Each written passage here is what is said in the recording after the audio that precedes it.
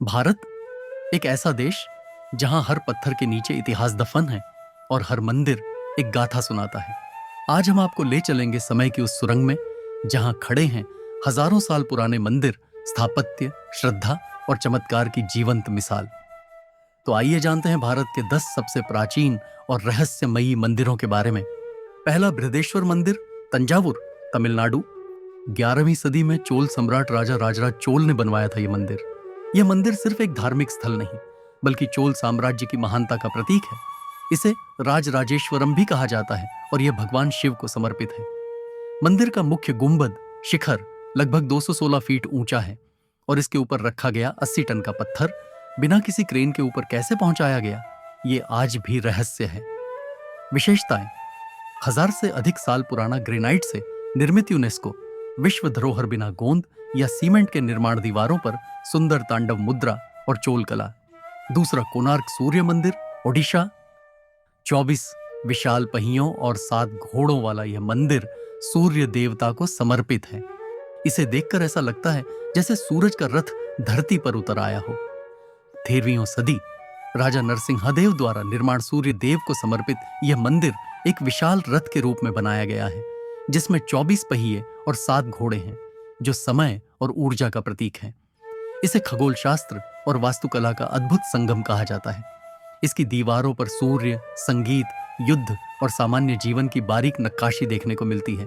विशेषताएं: पत्थरों से निर्मित चलायमान रथ की आकृति पहियों की छाया से समय झात होता था।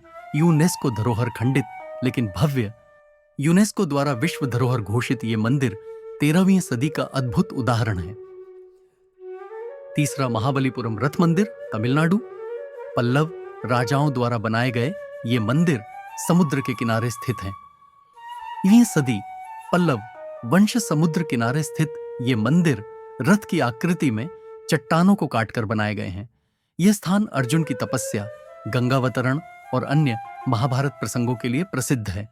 यहाँ की कला द्रविड़ स्थापत्य का उत्कृष्ट उदाहरण है। विशेषताएं: एक ही पत्थर से तराशे गए 5 रथ, यूनेस्को विश्व धरोहर, समुद्र से जुड़े कई पौराणिक संदर्भ। चौथा, काशी विश्वनाथ मंदिर, वाराणसी। माना जाता है कि यह 2000 से अधिक वर्ष पुराना है। वाराणसी शिव की नगरी। काशी विश्वनाथ मंदिर भगवान शिव के 12 ज्योतिर्लिंगों में से एक है। यह मंदिर समय समय पर तोड़ा गया, पुनर्निर्माण हुआ, लेकिन इसकी महिमा आज भी वैसी ही है।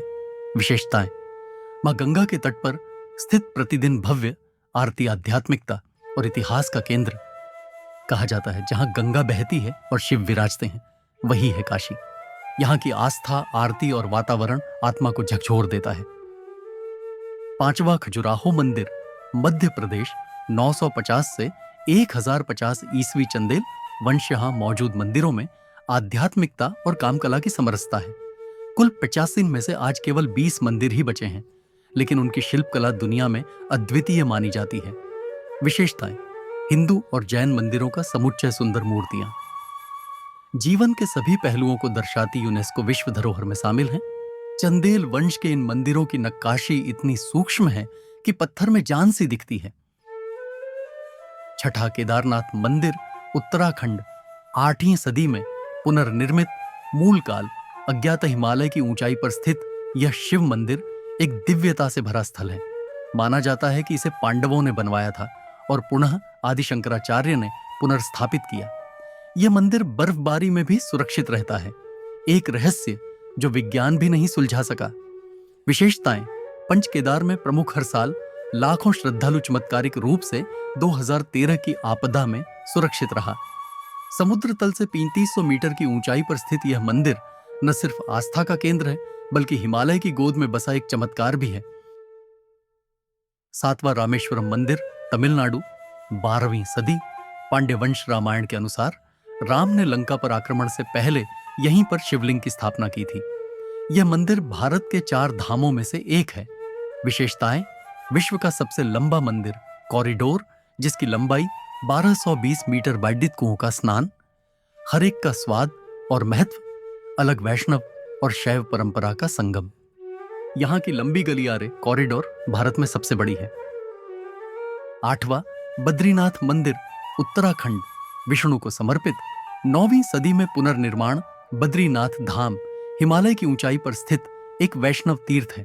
कहा जाता है कि स्वयं भगवान विष्णु यहां तपस्या में लीन थे।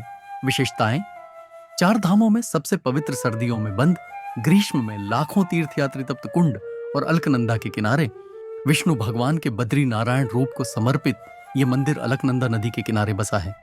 हजारों श्रद्धालु हर साल यहां दर्शन को आते हैं। 9वां विरूपाक्ष मंदिर हम्पी, कर्नाटक। 7वीं सदी से पूर्व विजयनगर काल में पुनर्निर्माण यह मंदिर शिव के रूप विरूपाक्ष को समर्पित है। हम्पी कभी भारत का सबसे बड़ा साम्राज्य था और यह मंदिर उसका धार्मिक केंद्र था।